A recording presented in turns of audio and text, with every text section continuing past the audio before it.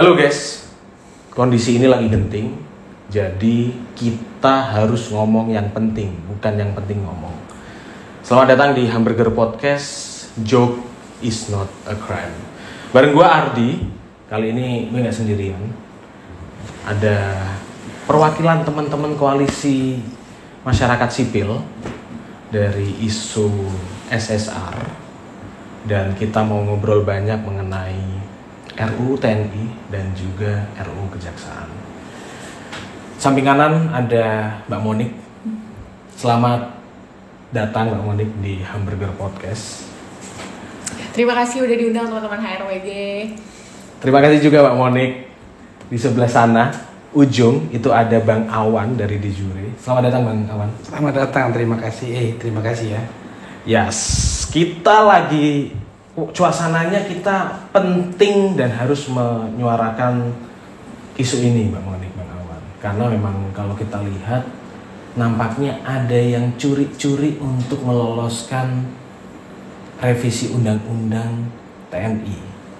Ya teman-teman udah tahu pasti siapa yang curi-curi itu. Karena kemarin digeruduk oleh teman-teman Kontras di Hotel Fairmont, ya kan? Ternyata mereka membahas itu di hari libur, di hotel bukan di DPR, dan dilakukan secara tertutup.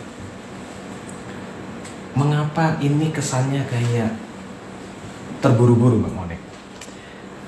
Sebenarnya nggak terburu-buru ya.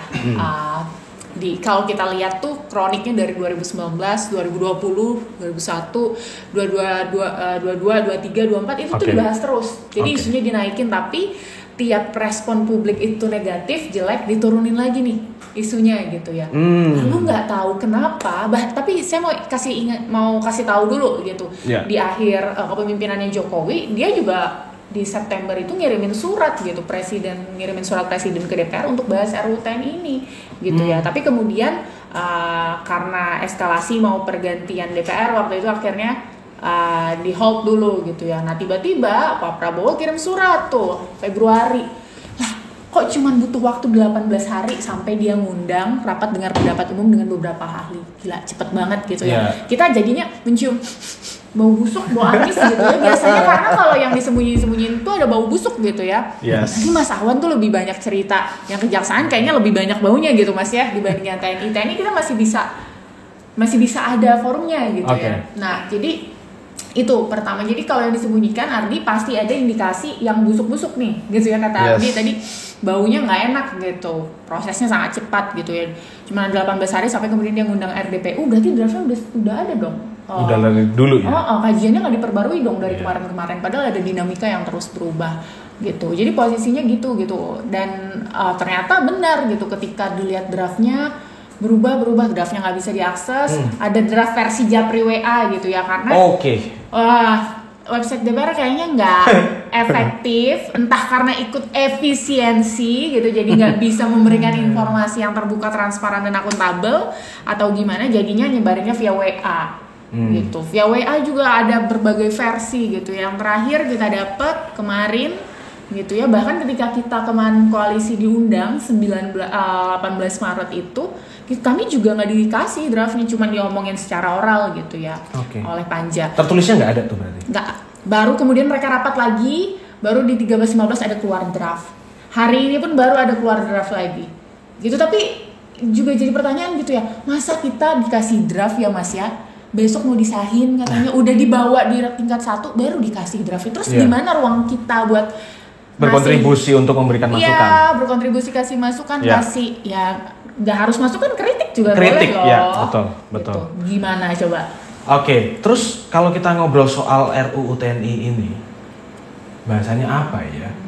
Pasal-pasal krusial apa yang memang membahayakan demokrasi? Ada berapa pasal? Ada banyak. Jadi kalau nggak cuma 3, karena aku dengar cuma 3 nih. Iya. Konferensi pers DPR pasca, ingat yang geruduk bukan cuma Andri Kontras, tapi ada VR imparsial juga gitu ya. Ketika mereka geruduk baru kemudian heboh dan akhirnya dibahas di konferensi pers. Cuman ada 3 pasal kok. Enggak gitu ya. Bahkan ketika kami RDPU audiensi kemarin gitu ya, bahasa undangannya sih audiensi ya bukan RDPU, karena nggak ditayangin juga gitu ternyata di YouTube ya. Nah itu lebih dari 3 pasal. Ada banyak saya pikir, tapi mungkin saya mau kasih gambaran aja nih.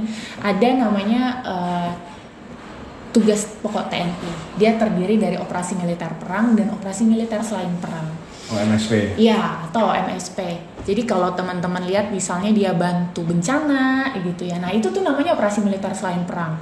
Nah, itu tuh ternyata diperluas. Gitu, diperluas bahkan misalnya salah satunya ada berkaitan dia juga mengurusi nanti membantu pemerintah daerah kalau terjadi pemogokan nasional, Mas.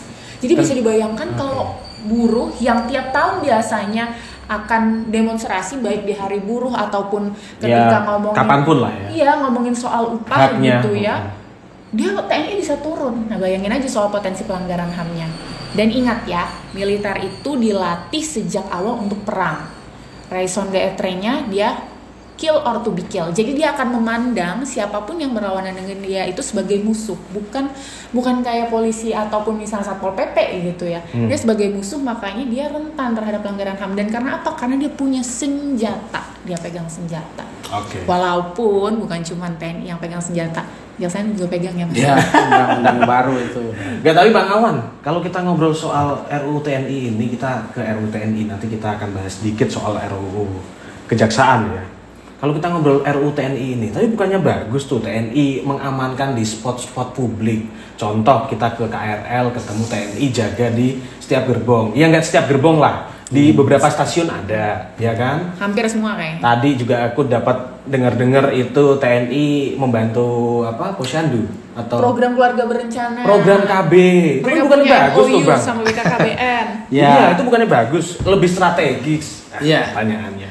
Kalau kita kembali ke tugas dan fungsi pokok TNI kan untuk pertahanan negara ya kan, Oke. yang terutama menghadapi ancaman dari luar. Bagaimana profesionalisme ini harusnya ke arah situ.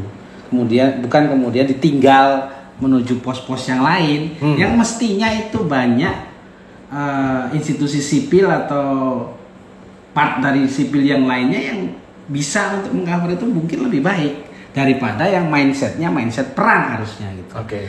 Jadi kalau misalkan TNI selama ini image sebagai institusi yang dibanding penegak hukum yang lain atau dibandingkan penegak hukum itu lebih baik, itu karena memang TNI dalam Undang-Undang 2000 yang tahun 2004 itu jelas frame-nya adalah reformasi. Jadi mengembalikan TNI ke fungsinya. Sehingga apa?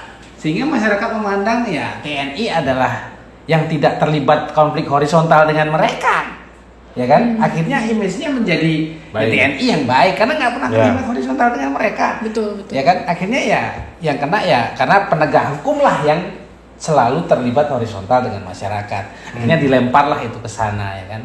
Jadi kalau menurut saya ya TNI selalu ditempatkan sebagai kesatria, ya kan? Yang kemudian menyelamatkan orang-orang tidak berdaya, dianggap yang paling ratu adil atau bagaimana. Ya memang kalau menurut saya itu bukan image masyarakat sebenarnya, tapi mungkin image TNI sendiri. Ego dia sebagai personal, sayalah ksatria. Padahal kalau kita lihat, kalau TNI berkontestasi di pilkada banyak kok, bahkan justru lebih banyak yang kalah kan ya, ya kan? Karena memang dia bidangnya militer. Ketika diadu dalam bidang demokrasi, penegakan hukum, kepentingan publik, ya masyarakat kan menilai secara fair, ya kan? Kalau bahkan presiden sekarang sudah berapa kali, baru sekarang jadi karena apa? Karena disokong orang sipil yang sebelumnya berkuasa, ya kan? Coba kalau dia sendiri berkontestasi, menarik sih, ya kan? Kalau mereka sendiri berkontestasi, kalah terus kok. Artinya publik sebenarnya bisa menilai gitu sebenarnya, itu sih. Tapi menarik nih, aku mau tambahkan Mas Awan. Ya, Tadi silakan. Mas Awan sampaikan mereka kan tadi buat perang ya. Kalau ditempatin di sipil, kan pertanyaannya siapa yang perang nanti? Jangan-jangan Mas Awan yang disuruh perang. Makanya ada komcat dimuncul-munculkan cadangan, ya kan? Masih dilatih, ya kan? Nah itu kan gimana? Apakah mau digeser? Yang sipil suruh perang, yang harusnya perang masuk ke Bulog, yang harusnya perang masuk ke Minerba, yang harusnya perang masuk ke perindustrian perdagangan. Ngurus haji jangan lupa Mas. Ngurus haji. Ngurus haji. Aduh. Nah, itu Aduh. Mending yang suruh perang Deddy Corbuzier aja. Atau titulannya diperbanyak. Tituler. Tapi kan kalau apa namanya kita melihat ya. Terus apa salahnya? Siapa yang dirugikan kalau emang TNI itu mengurusi atau mengisi jabatan-jabatan publik tadi, Mbak Mon? Tentu tadi ya, kita sipil, utamanya ASN. Kita sih bukan ASN, ya. oke. Terutama ASN itu dididik untuk birokrasi, untuk pelayanan publik. Mereka sistemnya merit ya, Meritokrasi, ya. dari bawah, Ya. naik eselon, bahkan misalnya untuk eselon 2 sekarang eselon 1 itu lelang jabatannya. Jadi harus ikut tes gitu ya, harus ikut rekrutmen terbuka, ngumpulin sertifikat dari awal. Terus Mas bayangin ya, tiba-tiba saya ASN, aduh ikut capek-capek, tiba-tiba satu ada di deploy, kayaknya kita butuh deh TNI, udah deploy, tarik gitu. Oke. Saya sih sakit hati ya. Iya. Tapi di luar itu poinnya adalah ya emang TNI tidak ciptakan untuk mengisi jabatan-jabatan itu yang jelas. Iya benar. Dan ya itu soal kompetensi juga. Jadi Kompetensi, siapa yang iya. paling dirugikan yang sudah Meritokrasi meniti karir dari awal, dari meritokrasi bawah. dari awal. Mungkin saya mengingatkan ya, sekitar 2 hari lalu ya, ada judicial review yang diajukan oleh Profesor Unhad. Betul. Ya kan, terhadap satu pasal terutama hak TNI untuk berbisnis. Ini kalau menurut saya paradigma yang aneh, ya kan? Harusnya seorang profesor itu paham mengenai negara demokrasi itu apa, negara hukum itu apa, dan bagaimana pemisahan fungsi-fungsi institusi negara. Harusnya paham lah seorang profesor, ya kan? Iya. Kok dia mengajukan, kan harusnya dia paham TNI hubungannya sebagai institusi negara untuk keamanan itu seperti apa. Bukan kemudian disamakan hak warga negara, kita tergecet haknya untuk berbisnis, ya kan? Sedangkan setelah Orde Baru, orang yang dengan power senjata dan institusi yang secara sistematis mulai dari pusat sampai dengan Komando daerah itu teritorial. komando, terus kemudian melakukan bisnis, Anda bisa bayangkan, dan Ya. punya power represif, koersif, ya kan? Ya, kita sebagai masyarakat sipil yang berbisnis ya was-was dong. Ada kontrak nggak bayar, ya kan? Kemudian ada gugatan di pengadilan, bayarnya gimana? Orang mereka kekuatannya seperti itu, ya kan? Ini problem-problem yang, ya kalau menurut saya, kita kok nggak boleh berbisnis karena kita lihat sangat dirugikan warga negara yang lain. Sedangkan dia harus fokus ke situ. Termasuk investor, Mas. Siapa yang nggak takut gitu ya, Mas? Ya takut dong. Bagaimana kalau tagihan mereka nggak bisa ditagih, ya kan? Iya. Pasti nggak bisa ditagih. Langsung Banyak, senjata ya. langsung senjata. Lu mau nagih, kan? Tembak, dor. Nah, Tapi aku punya curiga, Mas Awan. Iya. Nggak, Mas. Karena mungkin bisa jadi itu plan lain, digedor dari DPR, lalu kemudian digedor lagi dari MK. Jadi bukan cuma masyarakat sipil gitu yang double track berjuang di luar di dalam, ternyata juga mereka lebih pintar gitu ya. Iya.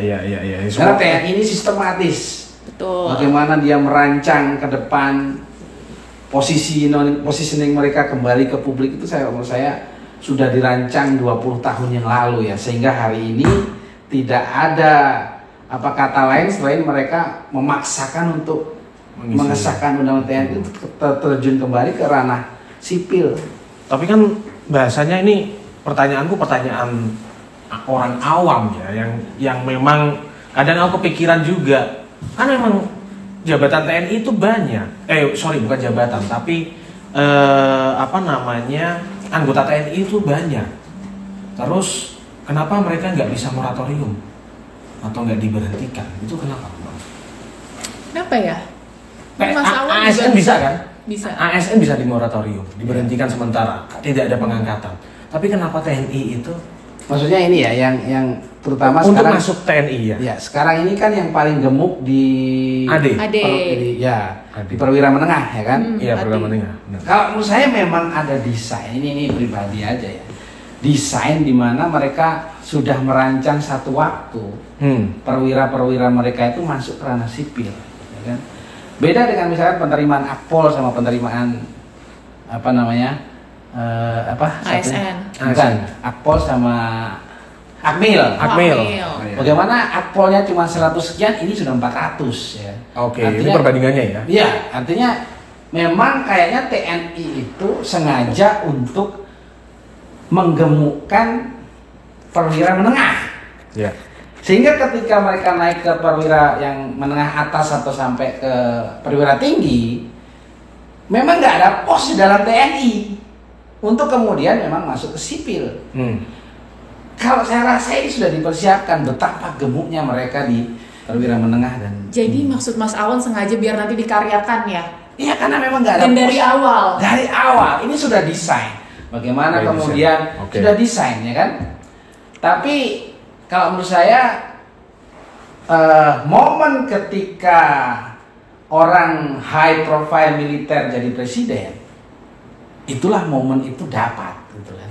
Momen itu dapat, terus kemudian ya dipaksakan. Biasanya presiden yang baru terpilih itu akan membuat image pro demokrasi, membuat image kebijakan populis, kebijakan populis, nggak pro terhadap militer, pro negara hukum. Kalau ini enggak loh. Begitu awal TNI harus sah, gitu kan? Artinya kan memang dari awal ini udah direncanakan. Iya. Jadi memang TNI ini sangat sistematis bagaimana strategi ke depannya. Bukan strategi keluar, tapi strategi menggerogoti ke dalamnya. Itu sangat sistematis. Sedangkan kita ya momentum aja, hajar momentum, mereka sangat sistematis sekali. Bagaimana undang-undang penegakan hukum yang lain itu akan mendukung mereka. Contohnya kejaksaan. Atau bagaimana sebelum undang-undangnya disahkan, mereka sudah MOU dengan Kementerian Perikanan Kelautan, KKP, MOU dengan kejaksaan. Ini yang TNI ya? TNI. MOU dengan pertanian, bayangin. Ya. Jangan lupa Mas BKKBN. BKKBN. Jadi MOU-nya sudah jadi semua, kemudian mereka bikin undang-undang untuk menjustifikasi kekeliruan sebelum pelanggaran yang ada ya. Itu masuk ke OMSW tadi bahwa TNI aktif ini berada di KL dengan adanya MOU maupun adanya peraturan. Iya, dia nyangkutnya di pasal 7 ayat 2 di OMSP dan juga di pasal 47 soal penempatan. Karena tadi ditambah gitu ya, walaupun cuma 5, tapi kita ingat ada 2.569 perwira yang masih eksis ada di kementerian lembaga hari ini. Dan jangan lupa juga soal sekretariat negara dan sekretariat militer presiden yang kita tahu itu baru aja diubah loh buat gitu. Dan ini juga semakin diperkuat gitu ya. Jadi pertanyaannya padahal itu jelas-jelas melanggar loh. Sekarang sebenarnya kalau saat ini ada 2.500 sekian ya TNI aktif yang berada di kementerian lembaga. Ada berapa kementerian lembaga yang diisi total? Nggak ada jumlah pastinya karena memang sulit diakses, tapi hampir mostly ada yang atau dia jabatannya ada di staf ahli gitu ya, dia nggak muncul secara langsung misalnya eselon 2, ada juga yang kemudian bahkan di irjen gitu. Kalau kita ngomong soal di bidang siber sendiri itu gimana Mbak Mon? Bahwa saat ini kan ancaman siber itu juga masih cukup tinggi kan, terus nampaknya ini juga akan diarahkan ke sana juga untuk TNI aktif ini. Pertama aku mau ngomong soal siber itu bukan cuma di RUU TNI tapi juga di RUU Polri dan RUU Kejaksaan. Itu lebih mengerikan sebenarnya. Nah di TNI kemarin pasca audiensi sih memang kita bilang mengunci bahwa jangan sampai nih konteks siber juga masuk dalam konteks penegakan hukum karena pasalnya karet gitu ya. Jadi kemudian ada pasal penjelasan yang menjelaskan bahwa ini khusus berkaitan dengan pertahanan siber, tapi memang masih jauh dari high call karena kalau dari koalisi teman-teman yang fokus di internet siber keamanan digital gitu ya itu masih jauh. Nah mungkin menurutku lebih menarik ketika lihat yang di kejaksaan juga ternyata ada banyak loh, jadi kayak wah pengintaian kita tuh bisa dilakukan jangan-jangan oleh kejaksaan kita Polri dan kejaksaan. Polri tuh kita juga yang selama ini kan ada ya patroli siber, yang kejaksaan itu lebih ngeri juga gimana nanti? Iya. Itu gimana Mas? Jadi ada di Undang-Undang Nomor 11 Tahun 21 ya, yang sudah sah dan yang baru ya. Itu memang kejaksaan ini diberikan wewenang di bidang intelijen. Intelijen penegakan hukum, walaupun seharusnya intelijen penegakan hukum itu adalah membantu proses hukum yang sedang berjalan. Bukan kemudian intelijen itu sebelum ada tindak pidana dia intelijen dulu di sebelumnya gitu loh. Nah, jadi intelijen, kok ada intelijen, kewenangan intelijen di kejaksaan itu salah satunya mereka mempunyai kewenangan penyelidikan, pengamanan dan penggalangan, ya kan. Kata-kata ini kan kata-kata yang harusnya untuk kejaksaan itu tidak ada di intelijen, itu harusnya hanya di proses penegakan hukum. Kenapa ada di intelijen? Intelijen itu kan nggak pro justisia, nggak perlu ada dua alat bukti, nggak perlu ada due process of law. Mereka panggil aja, itu sudah sah, ya, sudah sah di kejaksaan. Terus kemudian mereka mempunyai kewenangan untuk pengawasan multimedia, ya, semua media sosial, semua media apapun namanya juga multimedia, ya, semua media komunikasi, semua media internet dan lain sebagainya itu punya kewenangan di kejaksaan bisa pengawasan. Termasuk juga penyadapan. Harusnya penyadapan dan multimedia itu harusnya jadi satu. Itu harusnya menyangkut hak warga negara yang dijamin oleh konstitusi, ya kan? Artinya itu harus melalui proses hukum, proses judicial, melalui pengadilan dan sebagainya. Entah, nggak tahu nanti teknisnya bagaimana. Dan kejaksaan ini sudah dari tahun 2001, 2003 itu MOU dengan TNI untuk share informasi intelijen, untuk share personil, untuk share informasi penegakan hukum, yang nanti arahnya pasti ketika, apalagi kalau RUU TNI disahkan, maka TNI akan dominan, kejaksaan di bawahnya. Tapi penegakan hukum akan berada di tangan kejaksaan. Di bawah kontrol TNI. Di bawah kontrol TNI. Ngeri banget ya. Plan A-nya, ya kan? Plan A-nya. Tapi kalau undang-undang TNI nggak lolos, tapi ini nggak mungkin ya, karena ini udah ini Amin Ramadan. Ini sebagai informasi, kita rekamannya hari Rabu, kabarnya besok sudah disahkan. Jadi pasti plan A terjadi, yaitu TNI dominan, penegakan hukumnya kejaksaan, tapi kontrol penuh TNI. Harusnya ini plan B-nya itu tadi, TNI nggak lolos, tetap kejaksaan sebagai penegak hukum yang disupport oleh TNI. Jadi apapun nanti yang terjadi, apapun kondisinya, dominasi TNI tetap menang. Karena prakondisinya sudah matang semua gitu.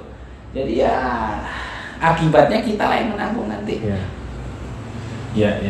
Aku lagi ngebayangin emang cukup, kita benar-benar di kondisi yang sangat ngeri, bukan cukup ngeri lagi, sangat ngeri. Kita nggak boleh berleha-leha dengan kondisi ini, karena apapun keadaannya rakyat jelas kalah, gitu. Tapi kita juga nggak bisa. Tapi kita emang nggak bisa berhenti. Apapun caranya harus dilakukan. Kayak kemarin Monik dan teman-teman juga melakukan audiensi. Boleh nggak sih sedikit audiensi atau ngobrol dengan Dasko CS itu apa aja poinnya? Iya, pertama misalnya soal OMSP ya, mereka sampaikan kalau awalnya gitu ya, paragraf 18 Maret itu kontrolnya ada di DPR, tapi kemudian kayaknya habis pasca mereka rapat itu berubah lagi gitu. Akhirnya jadi ke peraturan pemerintah yang boleh izin DPR itu hanya berkaitan dengan penerjunan aparat, berkaitan dengan penanggulangan gerakan separatis. Itu yang pertama.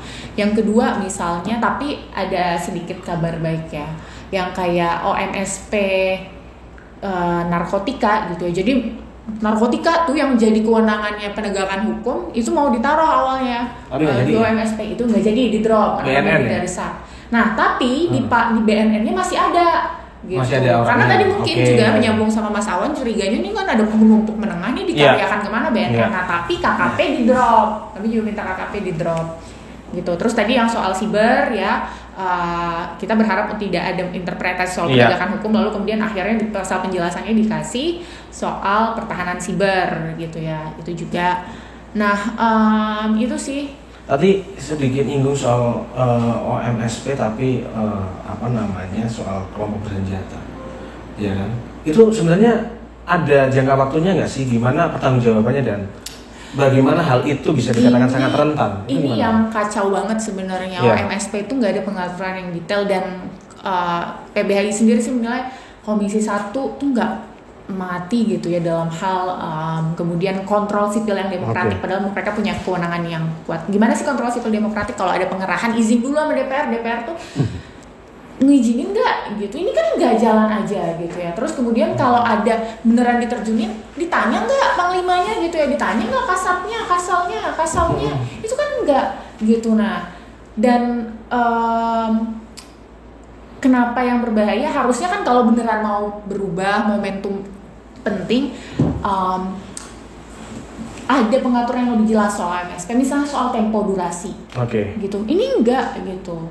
Nah, jadi nggak ada. Kalau tadi lo nanya, ada nggak waktunya? Nggak ada. Ya udah, bebas aja lu mau kapanpun sesuai dengan mandatori dari pimpinan kayak gitu ya. Komando. Dan komando, dan DPR nggak tahu apa-apa atau enggak, dan malah bahkan kemudian OMSP-nya akhirnya diaturnya disebutkan pasca kami rapat itu diatur dengan peraturan pemerintah. PP. Dengan PP. Iya, dengan PP yang artinya kendali eksekutif dong.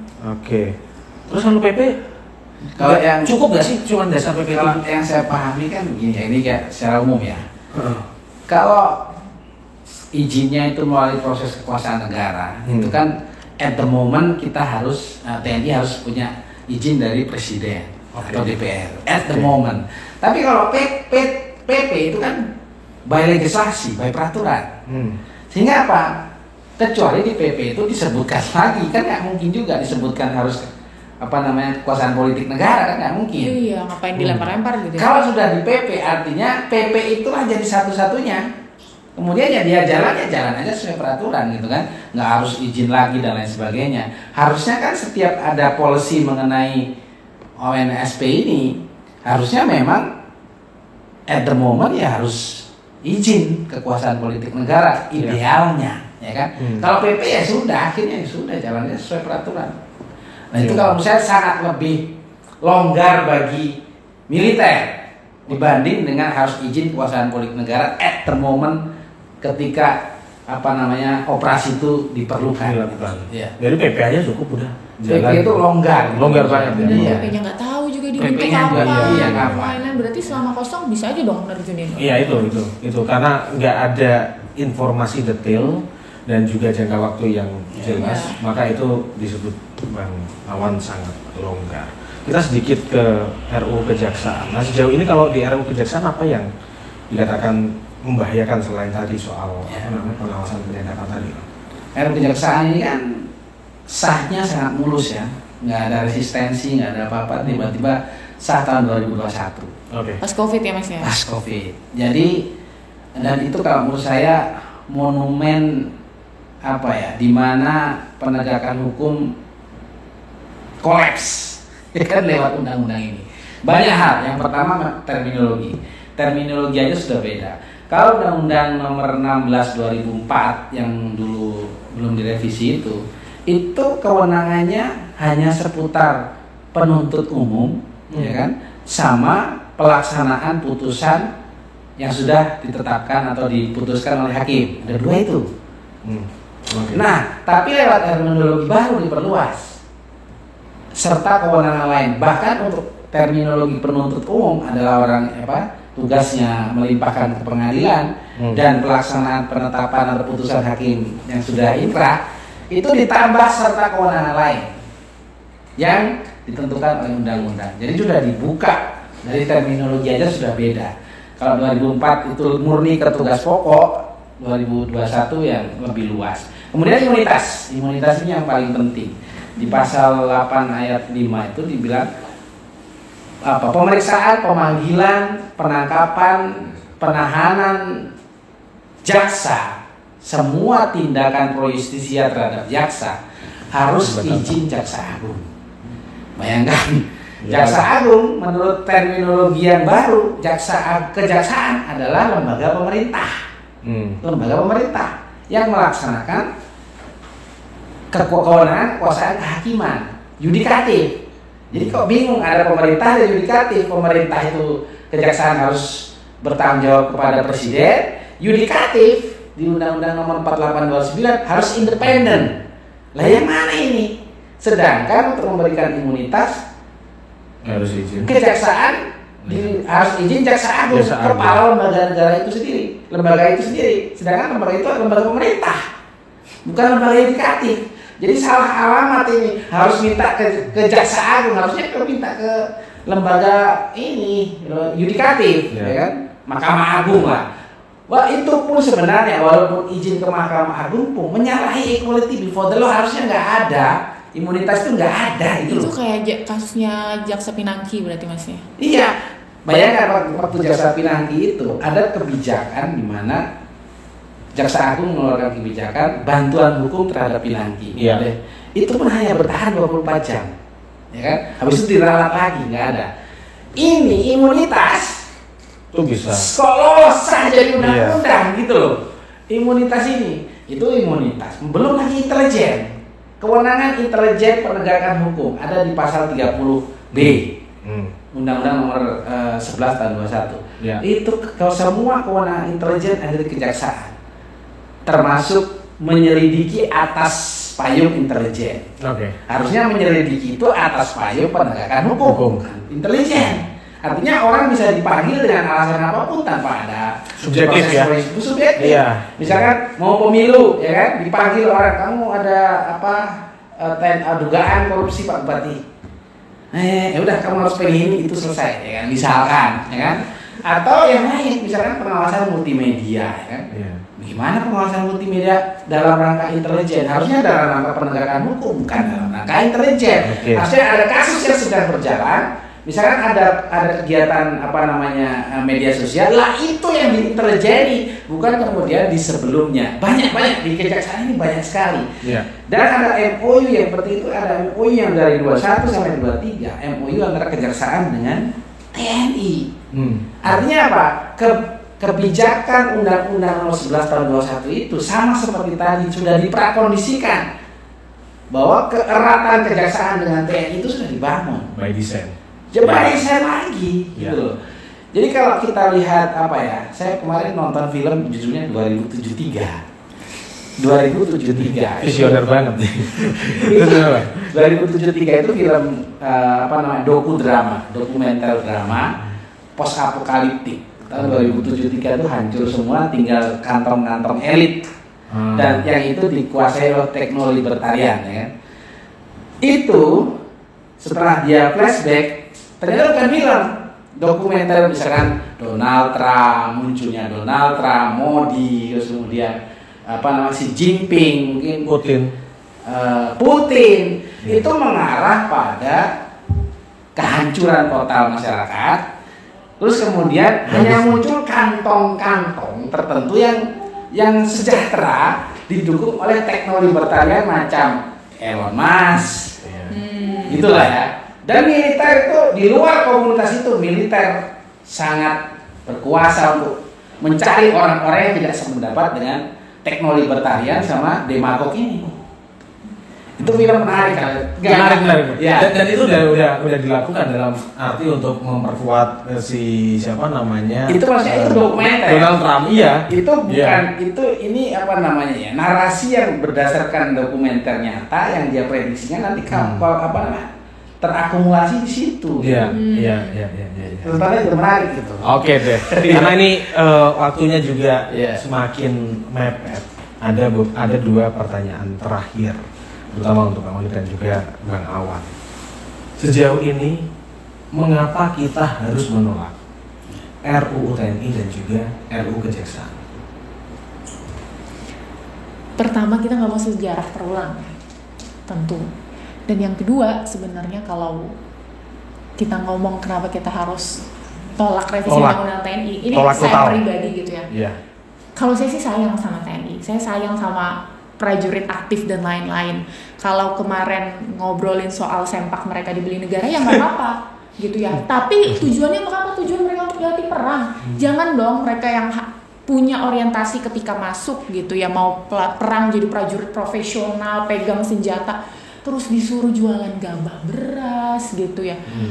Untuk ketahanan pangan disuruh nanam padi, jangan dong, please jangan. Kita mau TNI kita kuat, TNI kita profesional. Dulu pasti banyak wacana kayak TNI kita terkuat di Asia Tenggara gitu. Kita tuh mau yang kayak gitu. Kita nggak mau mereka yang disibukkan untuk usah jualan lah. Jangan jualan lah. Kita mau TNI kita tuh sejahtera gitu. Oleh karena kita harus tolak RUU TNI karena itu adalah bentuk cinta kita, berarti untuk nasionalisme kita sebenarnya. Jadi kalau kita rame-rame kritik undang-undang TNI itu sebenarnya kita yang nasionalis, karena kita mau TNI kita kuat, profesional, fokus mengurus pertahanan dan keamanan, bukan yang lain. Oke, Bang Awan. Ya, RUU TNI dan undang-undang kejaksaan sama revisi undang-undang kejaksaan sama kepolisian ini adalah proses di mana kita akan memasuki total otoritarian. Semua negara menuju ke situ. Amerika Serikat menuju ke situ, Cina sudah, India menuju ke situ, kita menuju ke situ, apalagi Rusia ya kan. Ya.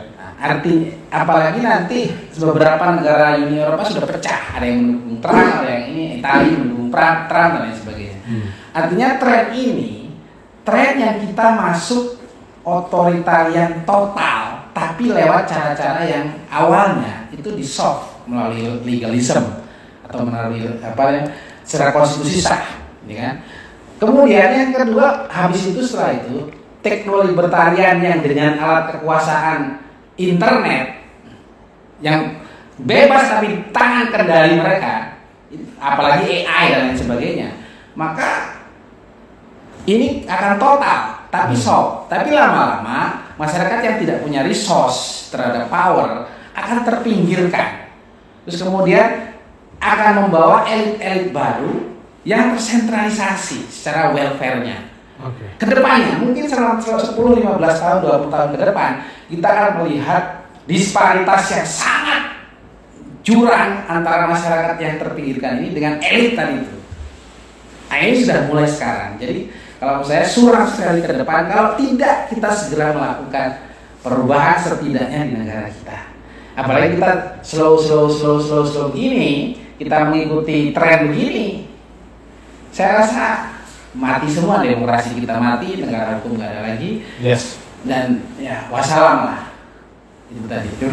Oke. Terakhir buat siapapun yang nonton dengerin podcast ini, apa yang ingin disampaikan ke teman-teman atau masyarakat Indonesia, terutama dengan dipaksakannya pengesahan revisi undang-undang TNI dan juga revisi undang-undang kejaksaan? Jangan mata semangat sih, keberanian itu menular. Ya, sekali lagi keberanian itu menular, maka kita harus tularkan ke semua orang untuk tetap berani melawan kebijakan yang tadi autokratik legalism gitu ya. Kalau saya sih bilangnya kebijakan yang zolim ya, mumpung Ramadan ya. Kebijakan yang Tolak zolim. RUU TNI. Tolak RUU TNI. Bang, singkat. Ya, kita jangan terlena dengan proses ini. Ini bagian dari kehidupan kita ke depan. Ini masa depan kita, masa depan terutama anak dan cucu kita. Kita harus mengawal ini, terus fight. Jangan kemudian kita mengikuti alur ini. Alur ini harus dirubah. Demokrasi harus tetap jalan, negara hukum harus supremasi sipil. Itu tidak bisa ditawar lagi. Kalau mau masa depan kita sebagai warga negara yang dijamin konstitusi tercipta. Satu kata, tolak. Terima kasih Bang Monik, Bang Awan. Sehat-sehat untuk teman-teman. Kita akan terus mengawal ini biar tidak disahkan. Terima kasih. Thank you Ardi. Thank you. Hamburger.